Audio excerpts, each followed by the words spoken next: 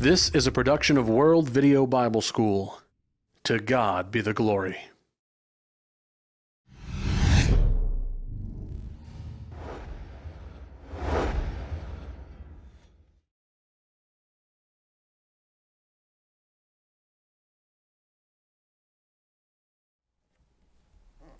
Would it surprise you if I told you that I'm dressed for worship?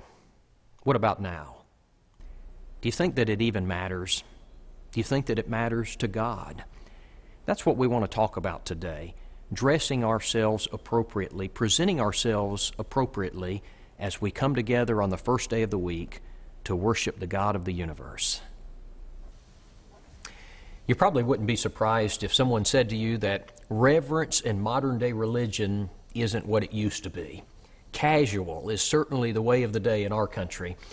When the denominational preacher Rick Warren wrote his popular book, The Purpose-Driven Life, he went out and surveyed the community to find out what they wanted in a church. And one of the things that he determined from these surveys is that people did not like to dress up. They prefer casual, informal meetings. And so he built his church around the things that he learned. Now, unfortunately, some congregations of the Lord's Church have studied his book and have followed his principles. But you know, he was right that people don't seem to like to dress up. They find dressing down to be very appealing. In fact, there seems to be almost an infatuation with being able to wear jeans to church. There's a website that I found while surfing the internet, and you can go to this website and look at different churches in different states, and they will answer the question, can I wear jeans to church? The reason for this lesson is that we're very troubled about the emphasis on the casual and on personal comfort to the neglect of being concerned about what God really wants. I want to begin this lesson in Psalm 89 and verse 7. The Bible says, God is greatly to be feared in the assembly of the saints and to be held in reverence by all those around him. The word feared is from the Hebrew word aratz. Definition number one is to tremble, dread, fear, oppress, prevail, break, be terrified, cause to tremble. Another one of the definitions says to regard or treat with awe, regard or treat as awful. God is to be feared. We are to tremble. We are to regard him with awe. But then the text says that he is to be held in reverence. Now, this is from the Hebrew word yareh. It means to fear, revere, be afraid. Another one of the definitions says to fear, reverence, honor, or respect. In the assembly of the saints, we should have a trembling, a fear, and awe as we come into the presence of God. It makes me think about Exodus chapter 3 and verse 5. As Moses approaches the burning bush, God stops him and says, take your sandals off your feet, for the place where you stand is holy ground. That is, you're going to have to behave differently. You're going to have to dress differently as you come into the presence of God. It also makes me think about Exodus chapter 19, as the children of Israel had come up out of the land of Egypt. Verse number 9, the Lord said unto Moses, behold, I come to you in the thick cloud, that the people may hear when I speak with you, and believe forever. Now listen to verse 10. Then the Lord said to Moses, go to the people, and consecrate them today and tomorrow, and let them wash their clothes, and let them be ready for the third day. For on the third day the Lord will come down upon Mount Sinai in the sight of all the people. But you see, before the Lord came down in the sight of the people, they were to be sanctified and wash their clothes. Something special had to take place. You see, this wasn't ordinary behavior. God was going to come into their presence. I also think about Revelation chapter 4 and verse 10, where the Bible speaks about the 24 elders falling down before the throne of the Lord and casting their crowns before him and saying, you are worthy, O Lord, to receive glory and honor and power. Friends, when I read in the Bible about people coming into the presence of God and the respect and the honor expressed to him, I think that we've fallen down on the job. Many times we have not treated God as something special, as someone special, one who is to be feared and one who brings awe, but we've treated him as ordinary. God is greatly to be feared in the assembly of the saints and to be held in reverence by all those around him. In this lesson, we're going to talk about the subject of reverence, particularly as it relates to our clothing, how we dress when we come to worship. I want to make 4 points as we go through this material. Number 1, I want to talk about our clothing as it communicates something to God, and our clothing does communicate something to God. Number 2, I want us to address the point that our clothing communicates something to others. Number 3, our clothing communicates something to us. And then finally, I want to talk about some objections that are made to dressing up for worship. Point number 1, let's consider the fact that our clothing communicates something to God. Friends, our clothing matters to God. If our clothing did not matter to God, then why did God tell Moses to take his shoes off? If clothing does not matter to God, then why did God tell Moses, before I come into the presence of the people, have them wash their clothes? And suppose one of the children of Israel had said, I'm not going to do it. I'm not going to wash my clothes. My clothes are more comfortable after I've been wearing them for a few days, and besides that, washing them would be inconvenient. Friends, if one of the Israelites had done that, I want to suggest to you that he would have communicated to God that he was not worthy. He would have communicated that his own comfort and convenience was more important to him than God. And we have to be careful that we don't communicate that today. In Exodus chapter 39 and Leviticus chapter 16, we have a description of the priest garments. And tremendous effort went into preparing the high priest before he went into the presence of God.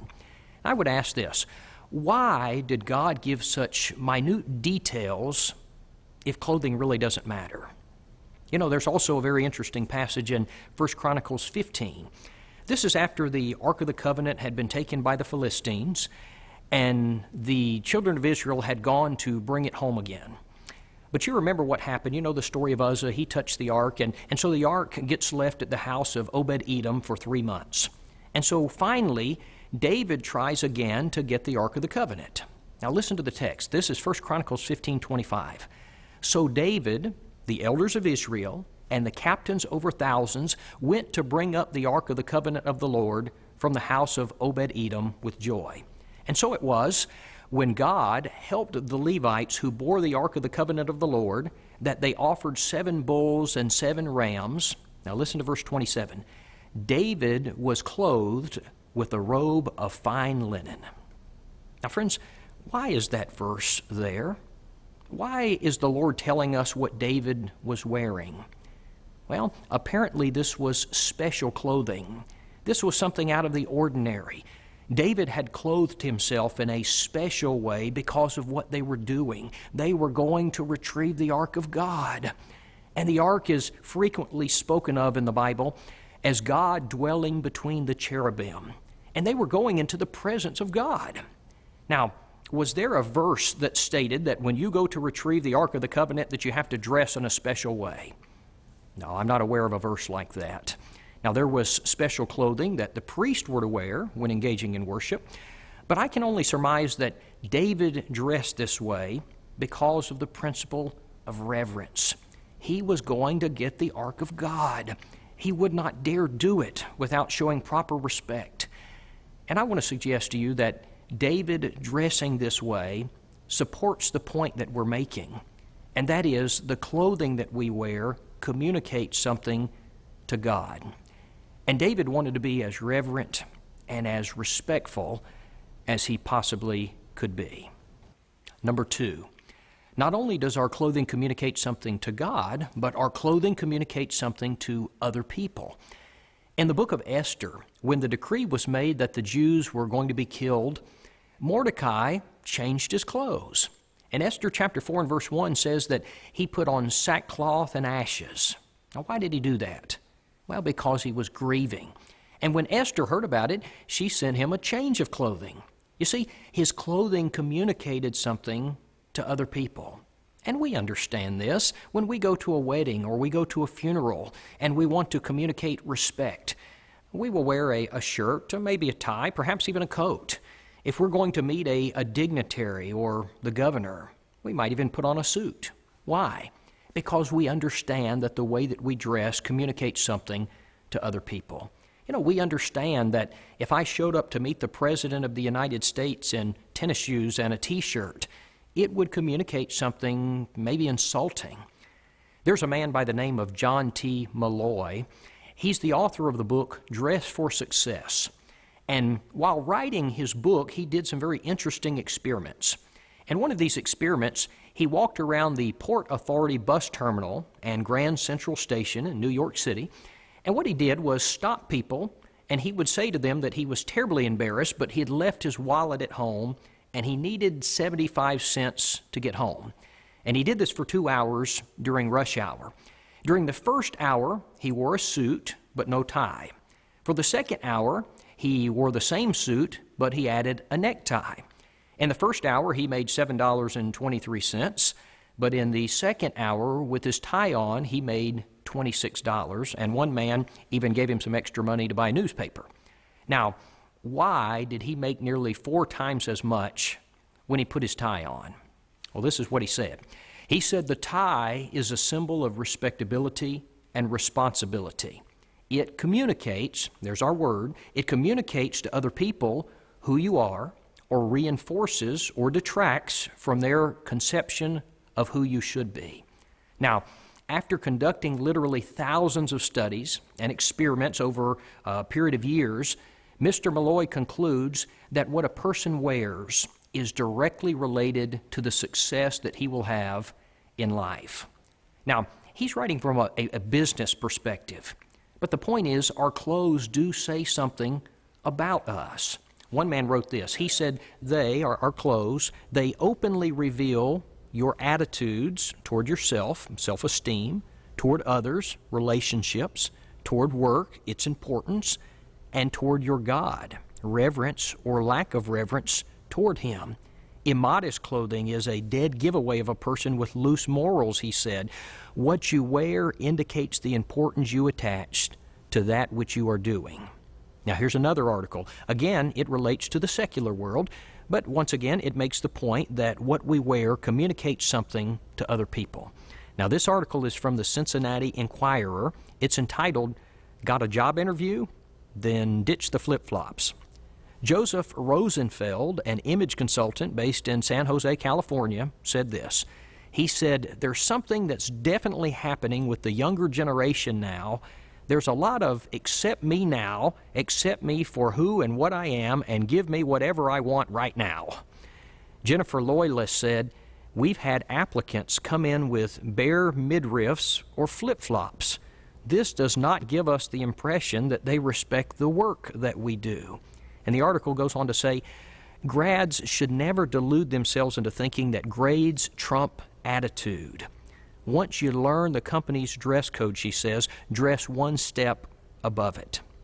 Now, friends, this is very interesting to me because here are people in the secular world who are saying that this very casual dress communicates something to them about a lack of respect. And it's very interesting that they interpret this as, you accept me as I am, as that type of an attitude. And it's fascinating that they mention specifically flip-flops as a part of this disrespectful attitude. And these are people in the world. You know, as I've traveled around to different congregations, when I go into a worship service, the way that people are dressed immediately communicates something to me about their attitudes. It says something to me about their elders. In the congregation where I grew up, whenever we would travel, we had a dress code. And it was more than just stating that our clothing had to be modest, but it said that the boys had to wear nice shirts and slacks and the girls had to wear skirts or dresses. And frequently when we were out in public, maybe we'd gone to a youth rally and on our way home we would stop to eat, and people would see us and they would go to the youth director and they would compliment him for our clothing. You see, it sent a message to people about our youth group, and it was a good message. You know, the Bible sustains the fact that what goes on the outside reveals what is on the inside. Proverbs 4:23 says, "Keep your heart with all diligence, for out of it spring the issues of life." Now, what does that mean? It means that the things that go on the outside are a revelation of the inside of the heart. Matthew 12:35 says, "A good man out of the good treasure of his heart brings forth good things, and an evil man out of the evil treasure brings forth evil things." Now again, what goes on the outside communicates something about the inside. 1 Timothy 2:10 says that women are to dress like women who are professing godliness. That is, if in your heart you desire to be godly, then dress like it. You know, my dress, my clothing might say, "I respect." My clothing might say, "I don't care." My clothing might say, "I'm lazy." My clothing might say, "I'm rebellious." My clothing might say a host of other things, but my clothing communicates something. And incidentally, this is the reason that I discourage Christians from wearing nose rings and body art. Not because there's a verse in the Bible that specifically says not to do this, but because these things communicate something to other people, and they communicate a message that the world generally interprets as something that I really don't want as a Christian. Number 3, let us consider that not only does our clothing communicate something to God, not only does our clothing communicate something to others, but our clothing communicates something to us. Now, you might think this is a very strange point, but you know, the way that I dress does affect me. It affects my mindset. Again, John T. Malloy found that offices that adopted dress codes experienced more punctuality, productivity, and initiative from employees. Now, why is that? I think it's because the way that we dress affects our mindsets. Somebody was telling me a while back about some offices that used to have casual Fridays, but they had stopped doing that. And the reason, this person says, it was very interesting. They said that when they had what they referred to as sloppy day, that people's work was also sloppy. And so I got to wondering if that was accurate. And so I did a search on the internet, and I found an article at careerknowhows.com. It was entitled "Casual Fridays on the Way Out." I want you to listen to this excerpt.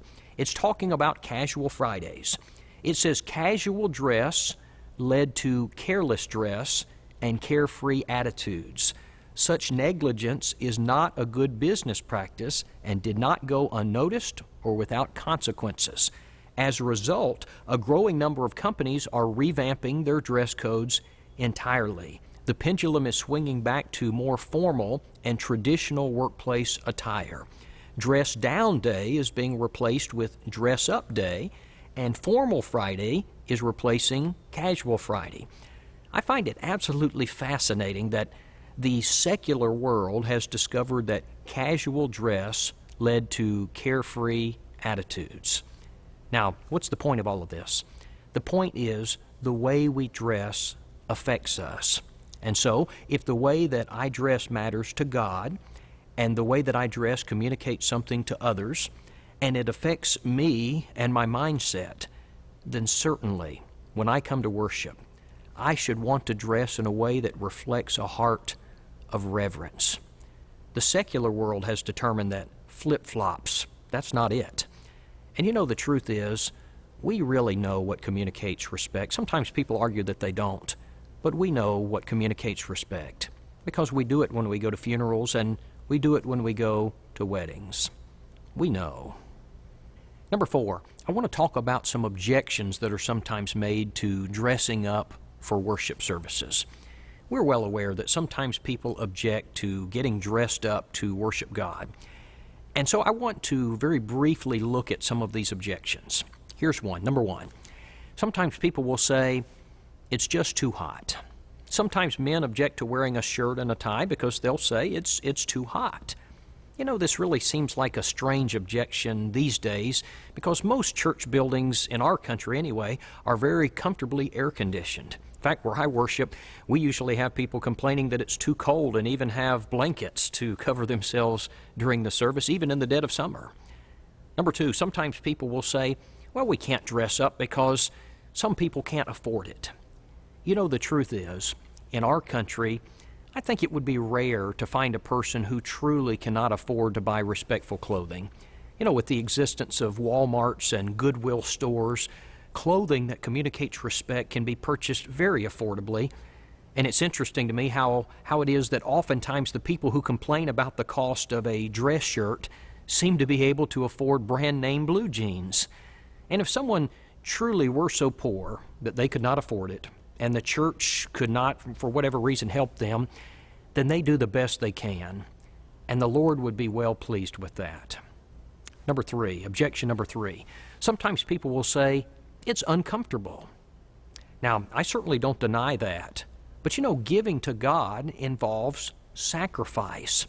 And sacrifice is not about my personal comfort. If it were, it wouldn't be called a sacrifice.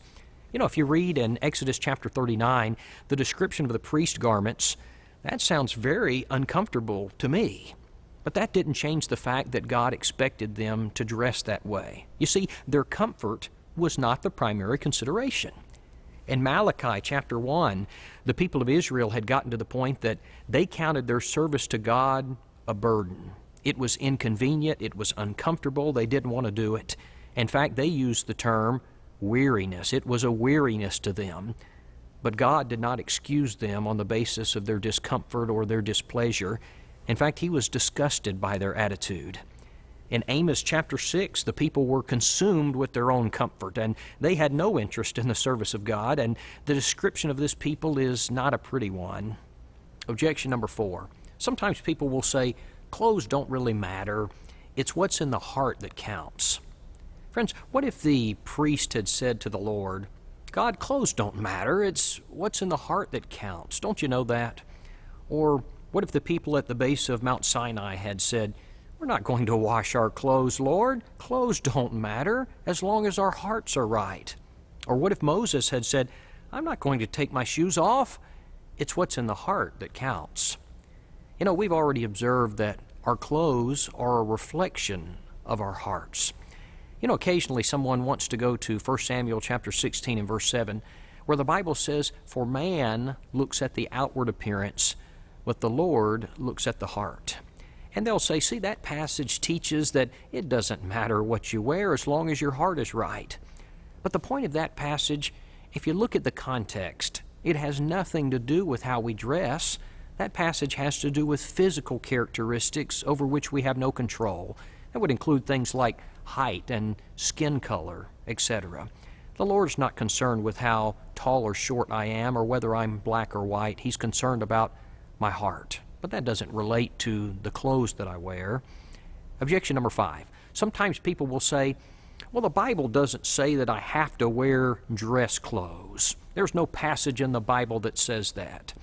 You know, when I hear people say this sort of thing, it makes me think of the account of the 10 lepers in Luke 17. Jesus had healed all 10 of them, and only one came back. And Jesus condemned the other 9 for not coming back. Now, my question is this. When did Jesus command them to return and give thanks? You go back and search the text because it's not there. Then the question is, then why did He condemn them? If there was no direct command to come back, why did He condemn them for not coming back? And the reason is their failure to come back and say thank you was actually a reflection of their hearts. You know, He shouldn't have had to tell them to come back. If their hearts had been right, they would have done it. Now, where is the passage that says I have to dress reverently when I come to worship God? Well, it's the same principle.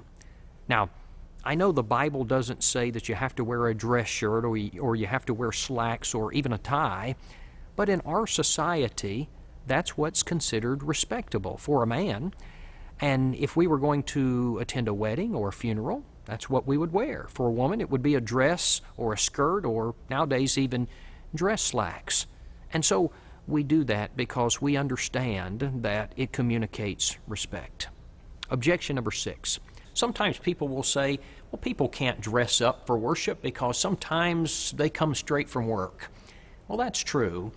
And we're glad that those people are attending and doing the best that they can do.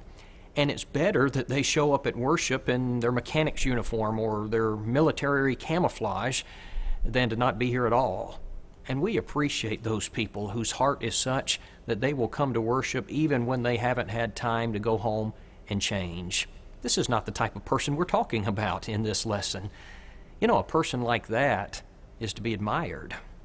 Well, objection number 7. Sometimes people will say, well, Sunday nights, they're different. I would ask the question, why? Why do we dress differently on Sunday nights than we do on Sunday mornings? It's just an extension of the Lord's Day worship. Sunday morning and Sunday night, they're not different. Objection number 8. Sometimes people will say, I'm just not going to do it. I would ask, why not? Why would a person just defiantly refuse to dress up to worship the Lord? I really don't have an answer for this one because I don't really understand it. Am I just so stubborn that I refuse? Am I too prideful? I don't know the answer to this one.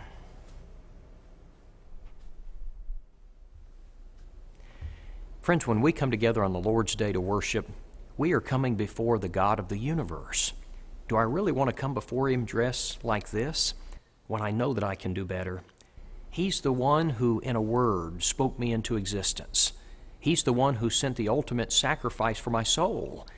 And He's the one who holds my eternity in His hands. In light of these things, there's no sacrifice too large for me to give.